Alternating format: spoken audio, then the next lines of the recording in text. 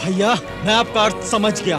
इसका अर्थ यह है कि माता सीता को अपनी पवित्रता का प्रमाण देने के लिए अग्नि परीक्षा देनी पड़ेगी।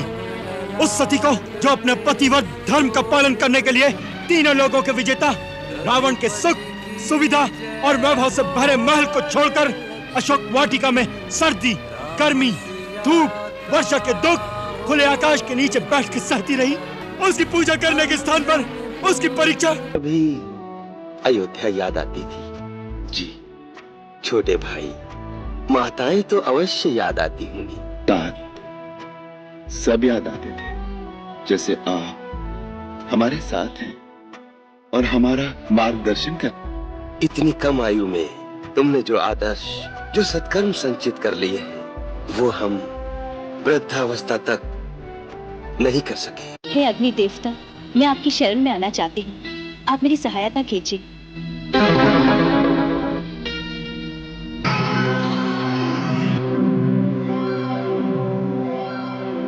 हे अग्निदेव, मैं सीता को कुछ काल के लिए आपके संरक्षण में छोड़ता हूँ। आप देवी की रक्षा कीजिए।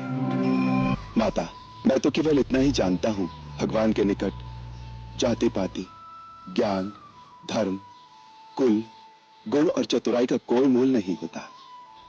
वो तो केवल भक्ति के नाते को ही सच्चा नाता मानते हैं। धूर्त, तुमने ये कैसे सोची कि तुम अपने वैभव का बखान करोगे और सीता तुम्हारे साथ चल देगी? तुम इसी समय यहाँ से चले जाओ, नहीं तो मेरे पति एक ही बाण में तुम्हें तुम्हारी लंका सहित जला के भस्म कर देगी। तुम्हारा ये साहस, एक गीदड़ होकर सिंघनी की कामना कर रहे हो। तुम्हारा अंत समय आ गया है। यदि प्राण प्यारे हो तो अभी समय है, चला जाए यहाँ से। रावण, जुगनू की चमक से सरोवर में कमंडी नहीं खिलती। याद रखो, जिस प्रकार सूर्य से उसकी प्रभा अलग नहीं हो सकती, उसी प्रकार मैं भी श्री राम जी से अभिन्न हूँ। जिस प्रकार एक पापी पुरुष सिद्धि के लिए पूजा का अधिकारी नहीं होता, उसी प्रकार तुम भी मेरी याचना के योग्य भी नहीं हो। मैं पतिव्रता हूँ। मैंने एक बड़े कुल में जन्म लिया है। मेरा एक पवित्र कुल में संबंध हुआ है। मुझसे कोई लोक निंदित कार्य संभव नहीं हो सकता। जहाँ रावण तुम्हें ले जा रहा है, उस स्थान का पता उन्हें कौन बताएगा? निर्लज, अपने ऊंचे गुण और अपनी वीरता की बड़ी बड़ी टिंगे मारते थे। तो वीर पुरुष के यही लक्षण होते हैं। जब पति घर में ना हो तो उसके पति को चोरों की भांति आकर चुरा कर ले जाए। एक अकेली स्त्री पर आक्रमण करना ही तुम्हारी शूरवीरता है। मेरे स्वामी तुम्हारी तरह काला भीरू नहीं। तुम मुझे आकाश पाताल कहीं पर भी छुपा लो, मेरे स्वामी मेरी सहायता के लिए अवश्य आएंगे। मेरे राक्षसों के सिवा किसी को आज तक ये भी पता नहीं कि लंका है कहाँ। वहाँ पहुँचने से पहले तेरा पति रास्ते में भटक भटक कर मर जाएगा। जिन शक्तियों पर तुम घमंड कर रहे हो, शक्तियाँ तेरे पाप कर्मों के कारण कलंकित और भ्रष्ट हो चुकी है। न केवल शक्तियाँ, वरन उन शक्तियों का वरदान देने वाले ब्रह्मा और शिव को भी तेरे पापों ने कलंकित कर दिया है। याद रखो, जब शक्ति भ्रष्ट हो जाए और उसके देवता कलंकित, तो शक्ति में बल नहीं रहता। सत्य अकेला हो तो भी भ्रष्ट शक्तियों की अपार सेना उसके सामने पराजित हो जाती है। शीघ्र में चलिए, आपके घाव का उपचार कर दिया जाए। बंधु, युद्ध भूमि से तो केवल प्राण गंवाकर ही दूसरों के तंतु पर उठकर जाया जाता। छोटे मोटे घावों से घबरा कर भागने वालों को युद्ध भूमि में नहीं आना चाहिए। मुझे एक बात का विस्मय है कि आप जैसा वीर और वीर पुरुष इतने दिनों मुझे इतनी सी बात बताने का साहस नहीं कर सके कि प्रजा सीता से आजादी के समझती है। क्योंकि वो बात झूठी थी, तुम्हें पता है कि क्यों नहीं थी। परंतु वो प्रजा का भक्त है। प्रजा यदि झूठ के आधार पर अपनी धारणा बना ले तो क्या किया जाए?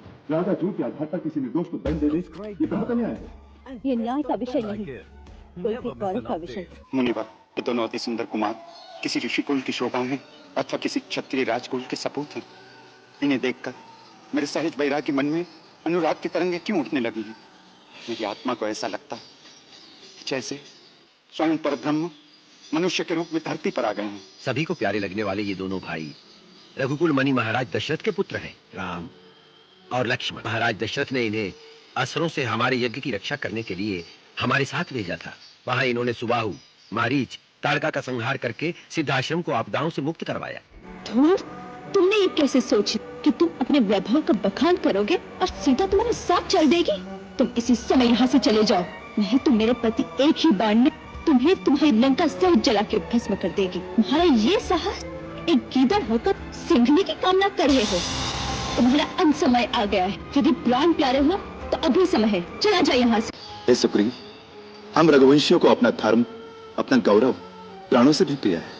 तो अपने मित्र का संताप हरने और उसे विजयी बनाने के लिए यदि आवश्यकता पड़ी तो मैं उनका भी बलिदान कर दूंगा।